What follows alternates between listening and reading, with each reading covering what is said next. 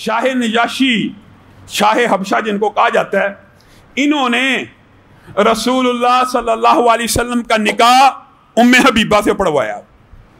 अब आजकल बहुत से मसले लोग पूछते हैं कि लामा साहब टेलीफोन पे निकाह हो जाता है, हजारों किलोमीटर दूर बैठ के निकाह हो जाता है। यह सबसे वैलिड कवी दलील है कि शाह हबशा ने, नजाशी ने हजारों किलोमीटर दूर बैठ के उम्मे हबीबा को रवाना किया और कहा मैं रसूलुल्लाह की जोजियत में इतने हक महर के इवज देता हूं। आपको पता है ना, उम्मे हबीबा का हक महर आपकी अज़वाज में से सबसे ज्यादा था, सबसे ज्यादा, खानदानी कराबत की वजह से भी। और रसूलुल्लाह सल्लल्लाहु अलैहि वसल्लम का जब इन्होंने निकाह पढ़ा के भेज दिया, रसूलुल्लाह ने कबूल किया।